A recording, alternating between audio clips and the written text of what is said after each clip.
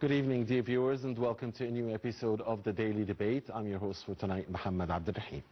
Egypt is making significant strides towards economic growth and development, capturing the attention of global observers. Naturally, Egypt's location has contributed to making it a hub between the global trade movements. Egypt is also the main regional source for skilled workers in several sectors, and Egypt has many advantages and factors in all fields, so it has a lot of competitive advantages.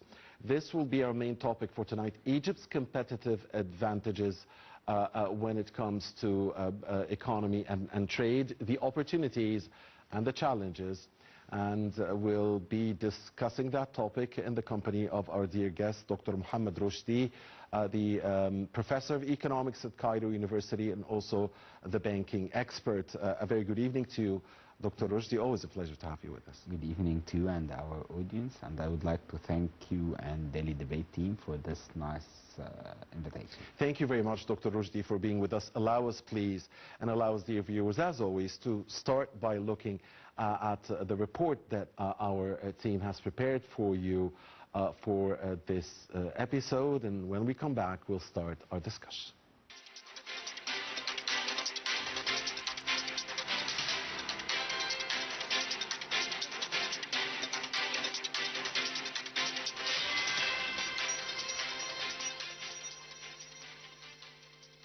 Egypt has embarked on a number of national mega projects that aim to enhance the competitiveness of the economy, create employment opportunities, and attract foreign and domestic private investments. With work underway by more than 1,000 companies and nearly 2 million Egyptian workers, these national mega projects are contributing to a new chapter in Egypt's economic progress. In 2015, Egypt celebrated the opening of a landmark $8.6 billion expansion of the 145-year-old Suez Canal, representing a watershed moment for Egypt's economic aspirations. Financed entirely by the Egyptian people through investment certificates and completed 2 years ahead of schedule, the new Suez Canal is expanding Egypt's domestic economy and bolstering the nation's role as a major global commerce hub. By 2023, this expansion of the strategically important 45-mile waterway will double the canal's daily capacity to approximately 97 ships, up from just 49 in 2014. It already allows for two-way maritime traffic for the first time, reducing waiting times from 11 to 3 hours. With nearly 10% of all global commerce and 416,000 tons of cargo passing through the canal each year, this remarkable endeavor is a key component of President El-Sisi's larger vision for modernizing and advancing Egypt's economy. In June 2018, Egypt's Suez Canal revenue for the 2017-2018 fiscal year rose 11.5% to a record high of $5.585 billion. As part of the launch of the new Suez Canal, Egypt has made the development of the Sinai Peninsula a key part of its economic strategy. Through the Suez Canal Economic Zone, Egypt is transforming 461 square kilometers and 6 new ports into a vibrant hub for international commerce that will connect 1.6 billion consumers across Europe, Asia, Africa, and the Gulf to Egypt's own growing market of more than 90 million people. In February 2018, President El-Sisi announced a new 275 billion Egyptian pound commitment to develop Sinai's economy and improve security, including the construction of 47 new schools and 4 new central hospitals. The Suez Canal Economic Zone will help support 1 million new jobs for 2 million residents. With a continually rising population, the government has announced the establishment of several new cities, namely the new administrative capital, the new Ismailia city, the new Alamein city and an integrated city of Al Galala, East Port Said city. The first phase of the new capital was inaugurated in October 2017 by President Abdel Fattah al-Sisi. It is part of a comprehensive development plan to expand the country's urban areas to meet Egypt's rapid population growth and improve the country's infrastructure. Greater Cairo's population is set to grow from 18 million to 40 million people by 2050. The new administrative capital includes 20 residential districts, a government district, a justice district, a central business and financial district, an international airport, an exhibition city and convention center, an educational district, a diplomatic district, a medical district, and a recreation center, including public gardens and parks. The new capital accommodates 7 million people in its first phase. Some 30,000 housing units have been built so far. Around 10,000 kilometers of avenues and streets, 40,000 hotel rooms and retail malls with upscale amenities and facilities are all to be part of the new administrative capital. The city is located south of Cairo-Suez Highway.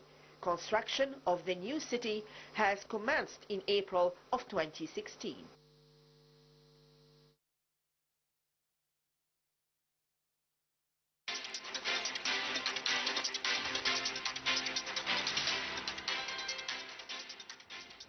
Thank you very much, dear viewers, for staying with us, and welcome back, and thanks to Manal El-Ibyari and Abir Hussein for this report. And we're back here with Dr. Mohamed Roshdy, the Professor of Economics, Cairo University, and the banking expert. So, Dr. Roshdy, from owning the most important navigational passage in the world to the skilled laborers that Egypt has, to the huge infrastructure spending that made Egypt even, or should make it more competitive.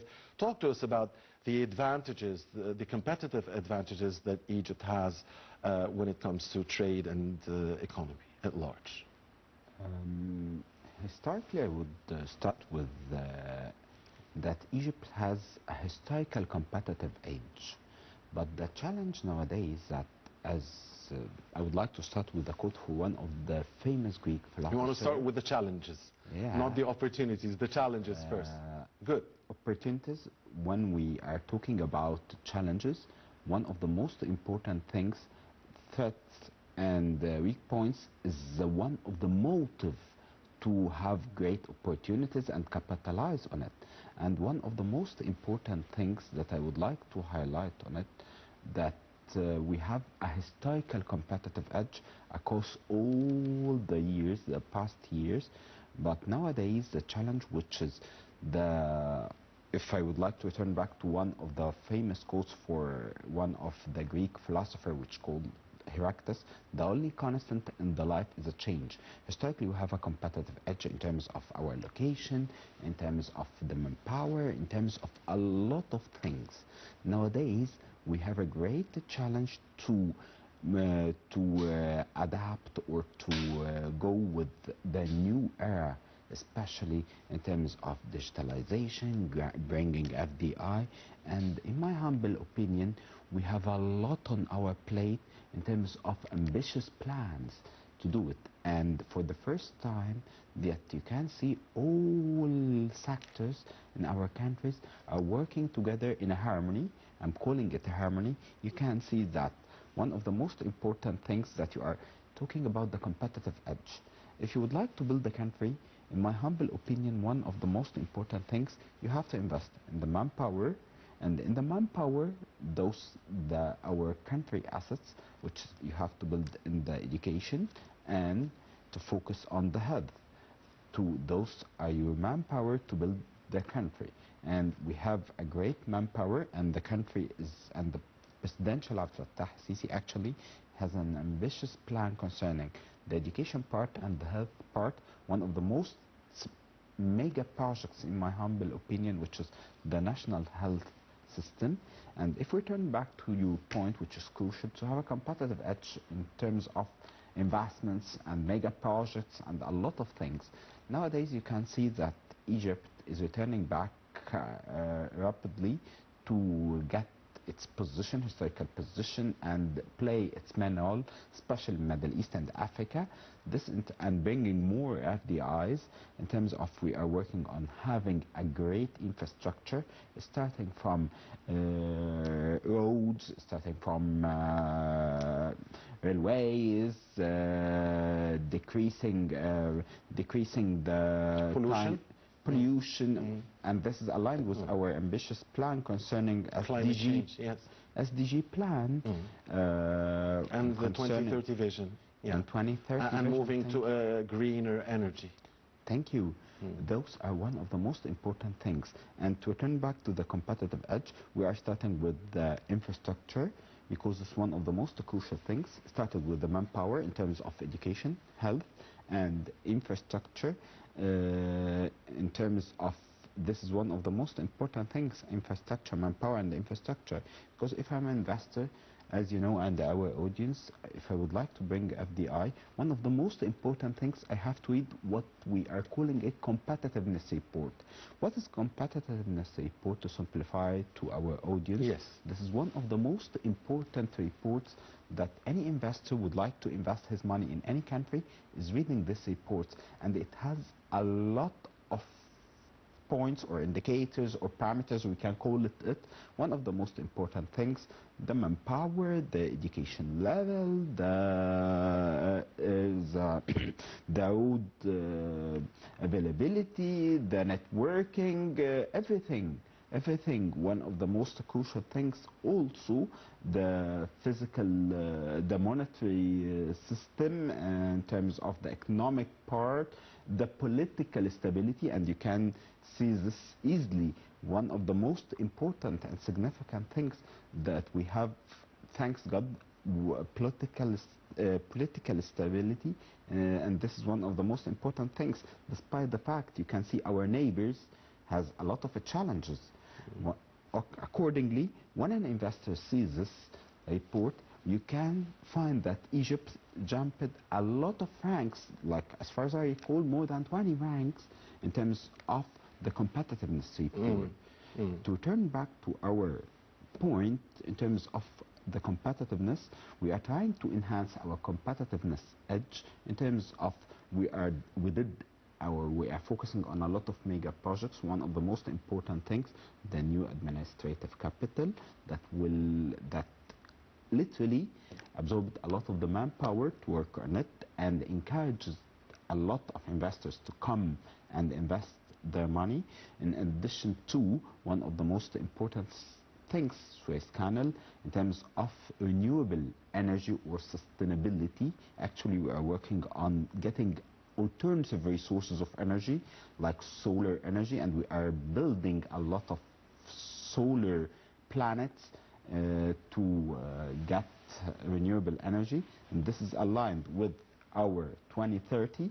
Let me quote you about the 2030 vision, and aligned also with a lot SDG goals. And we have a positive signal message from the globe that as far as I recall, 2 years ago, COP27, November 2022, yes. Yeah, 2 years exactly ago. 2 years ago. Yeah. Time's flying, actually. 2 years ago. Yes. Thank you. 2 years ago, that one of the most positive signals to the globe that Egypt, on the right fact that we hosted this one of the most global events or conferences. It was very successful, and it came out with a lot of recommendations and new steps. Thank you.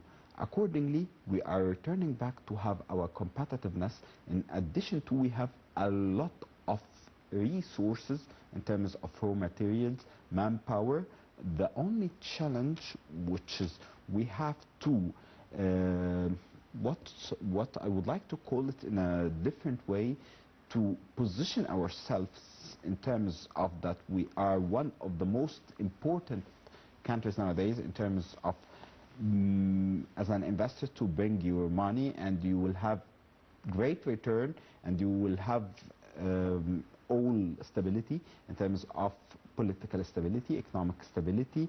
In addition to, you can easily transfer your profits to your mother company, and this is what the government, in terms of Ministry of Finance, in addition to Ministry of actually of Investments, and the presidential leadership, Fattah Sisi and Dr. Mabouli, they are managing things in a proper way, that all aspects or sectors are working together to have a stable economy, flexibility and FX rate. This is one of the most important things. A lot of countries, they are facing a great gap, especially in terms of developing countries, between the official rate of the foreign currency, actually, and the black market. There's a great we don't gap. have a black market anymore. I mean, yeah, yes, and we have a fixed. It was one of the challenges that we passed it. Accordingly, we are turning back to have our competitiveness in terms we are having mega projects, in terms we are having a stable economy, in terms, and we are improving this in a proper way, and in terms of political stability. Those are, in my humble opinion, factors to I have to call it a success factor to have a competitive edge in terms of bringing FDI and achieve our ambitious plan, as I told you and our audience at the beginning of our episode, that we have a lot on our plate in terms of ambitious plan. Actually, I believe that President Fattah Sisi, his limit in terms of the ambitious plan is the sky. We have a lot of things, and you can see that all of those initiatives reflected on one of the most important things than the unemployment rate. All the manpower, you have a proper education, you have a proper people that they are healthy. You can see nowadays that the unemployment rate, as far as I recall, it reached to 6.4, 6.5%. As far as I recall, in 2013, it was 13.5%. Can you imagine the difference between those things? We are working in a proper strategic planning. We have all tools for success.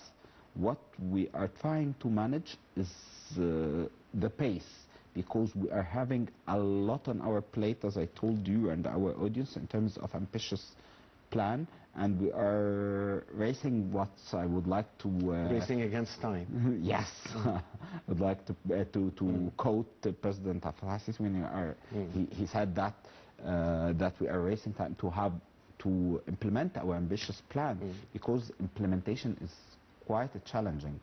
One of the more famous and important quotes for implementation for one of the famous strategic planning science was called Henry Mintzberg. It is easy to plan, but it is difficult to implement.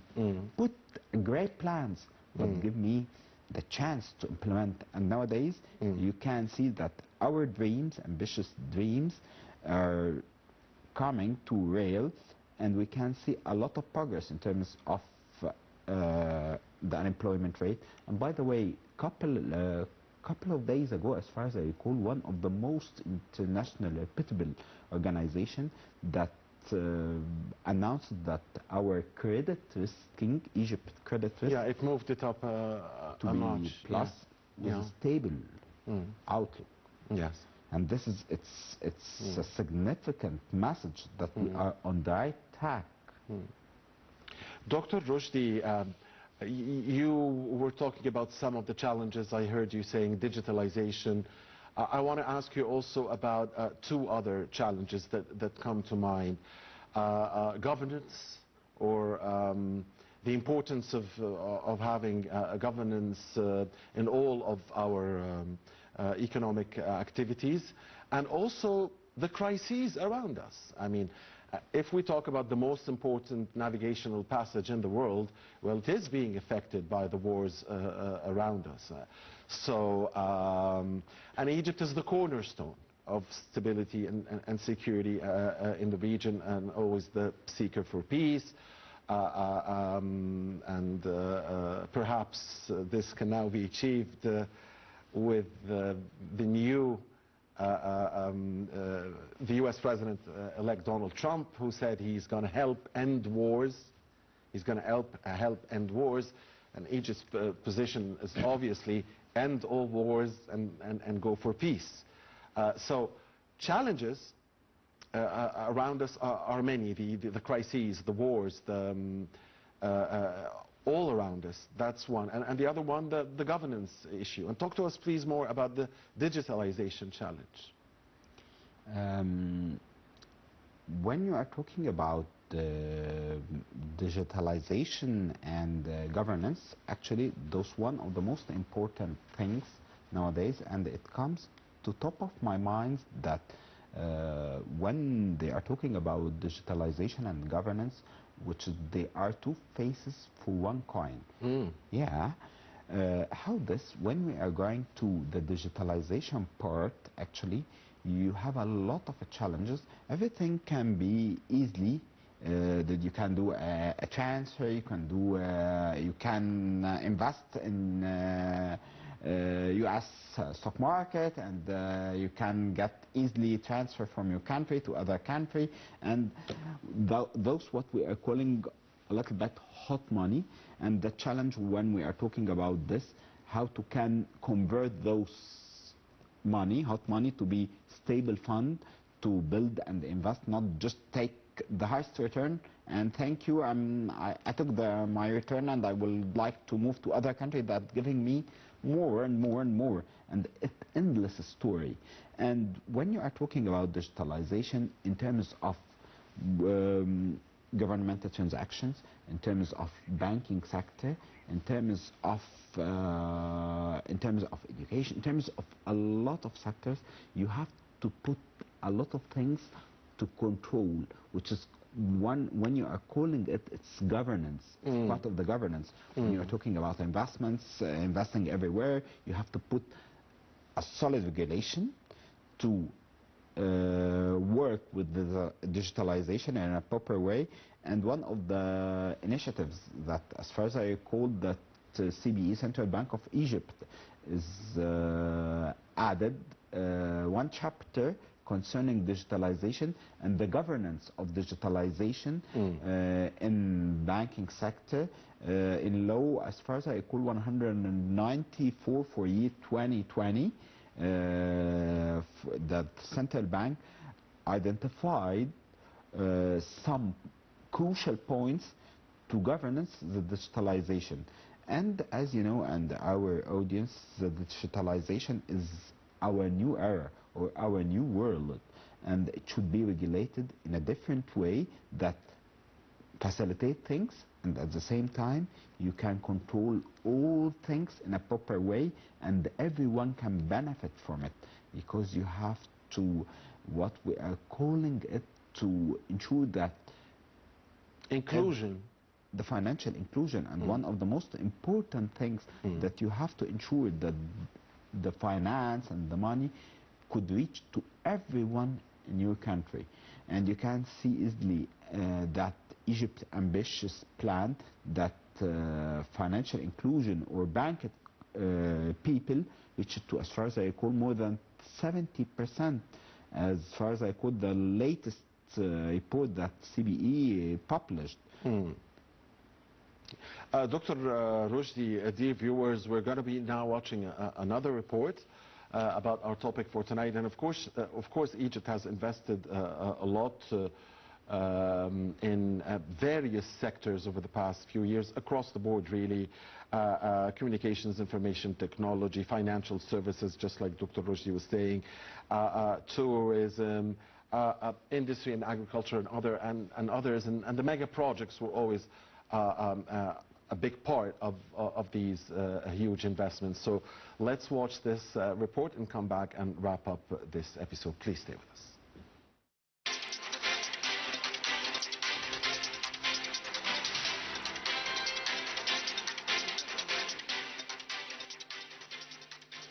Egypt has placed a strong emphasis on infrastructure development and construction as key engines of urban growth and financial stability in the years.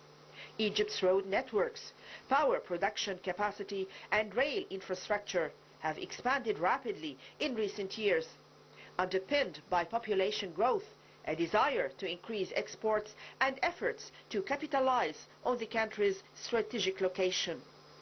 Much of the sector's underlying demand is a result of the growing population in conjunction with a wider drive to decentralize Cairo's population density. This, in turn, has created a need to develop additional infrastructure, particularly new cities such as the new administrative capital, NAC. Such mega projects look set to propel construction activity from 2022 onwards. Moreover, private sector investment will be increasingly key in meeting the goals of Egypt Vision 2030 as the country emerges from the COVID-19 pandemic oversight. Housing and urban development is overseen by the Ministry of Housing, Utilities and Urban Communities, MHWC. The new Urban Communities Authority affiliated with the MHWC. It's tasked with offering land for co-development under revenue sharing agreements with private developers. The Ministry of Planning and Economic Development, MPED, ensures that the sector is managed in line with country's development plans. The Ministry of Local Development, MLD, for its part, is responsible for establishing building controls and requirements. Another important player is the Federation of Egyptian Industries, founded in 1922. The Federation is home to a number of important actors in the construction industry, including the Building Materials Chamber and the Cement Division, the latter established in 2013 to develop the segment and promote its competitiveness on a global scale policies. Egypt's government has been working on various reforms and policy initiatives to support its urban agenda. Central to these efforts are public-private partnerships, PPPs, which the authorities are promoting in the construction sector. The PPP Central Unit housed in the Ministry of Finance is central to these efforts. Established in 2006, the agency seeks to leverage cooperation for project financing, reduce the government's need for sovereign lending, and ease the burden on the state budget. Highlighting the importance of the PPPs, according to the Global Infrastructure Outlook report published by the G20, Egypt will need $675.6 billion in investment over the 2016-2040 period to meet its infrastructure needs. The report estimated that the government would be in a position to provide up to $445 billion of this figure, with the rest sourced from private players and international organizations. Given the fiscal challenges of 2020-2021, the private sector will likely need to play an even more important role as the economic effects of the pandemic have affected the government's capacity to fund large-scale projects in the short term. Indeed, PPPs look set to be a key factor in the sector's trajectory in 2022 and beyond. In addition to being a key driver of growth, the construction sector is a critical employer in 2020. 3.5 million people were employed in the industry, up from 2.7 million in 2010. Large labor-intensive projects such as the NAC, New Alamein and other new cities, as well as transport infrastructure developments, helped to sustain employment levels during the pandemic. Large-scale projects such as the construction of new smart cities have been. They have also strengthened the position of local businesses, which are important partners in the private sector.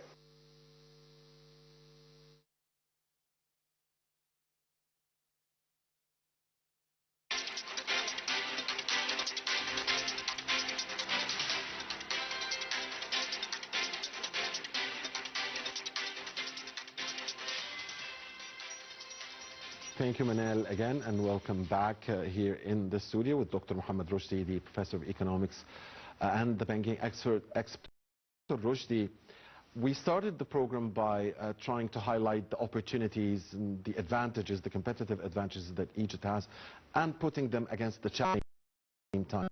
Now, Egypt is investing forward. My question here is to give ourselves a better competitive at some of the challenges.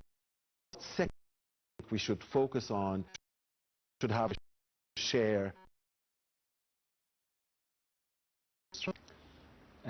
Actually, it's a good question that you are trying to summarize things in terms of what you are calling a SWOT analysis, actually, or I would like to call it nowadays, the strategic planning scientists calling it TWAS or TOS analysis. Why they're inverted letters? To simplify to our audience, to find from threats opportunities, from how to manage it to be a strength point. And this is what we are working on it.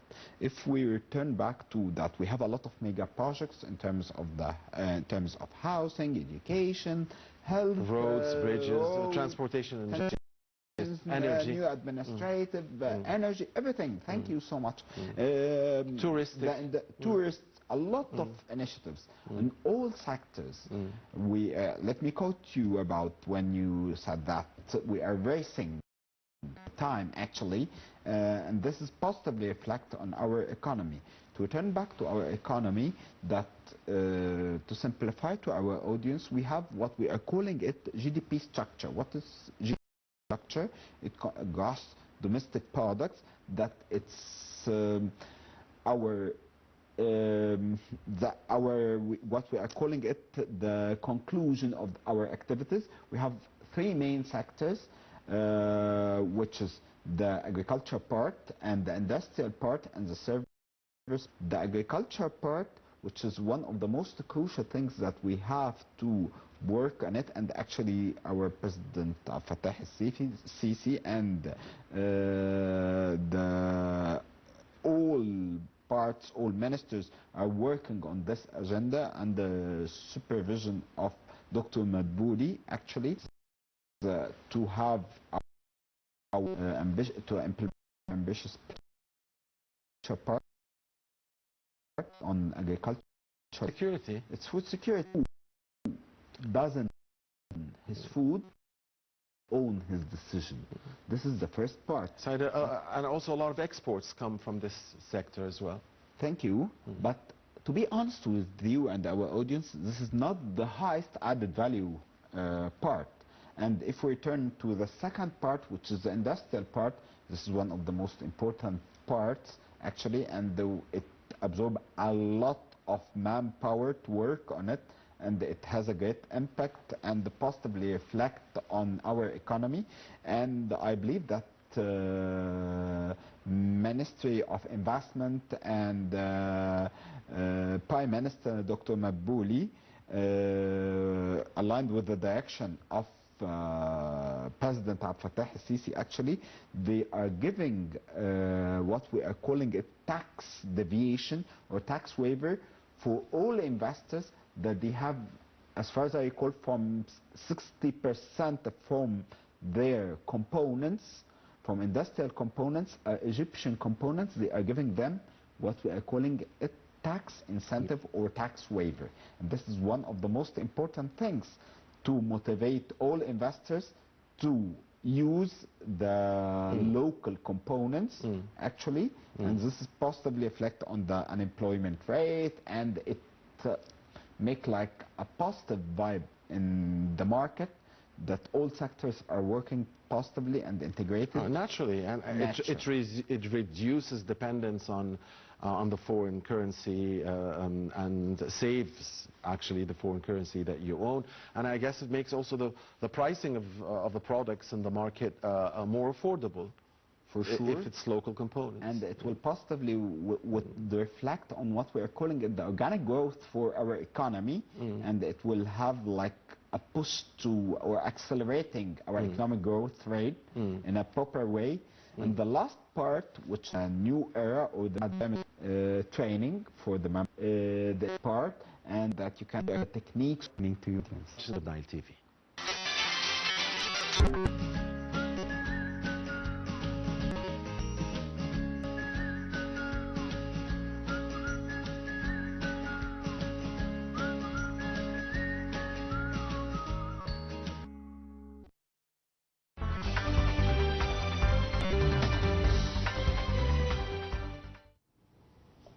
Good evening, ladies and gentlemen. It's 10 p.m. here in Cairo, and these are the top stories.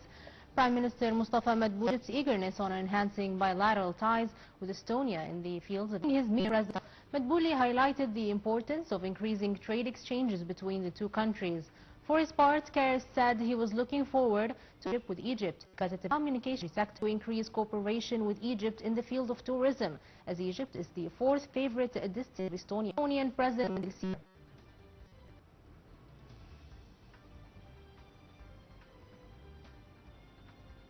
Up to 27 Palestinians were killed by Israeli raids in the Gaza Strip early on Thursday, including 19 in northern the Strip.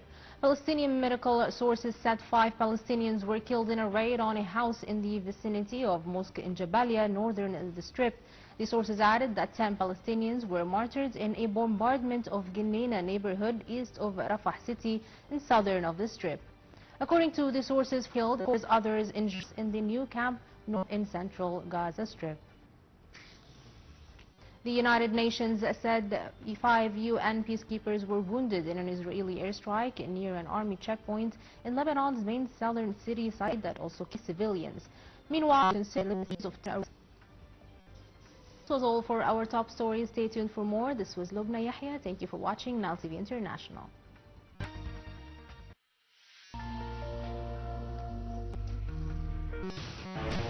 Discussing regional developments,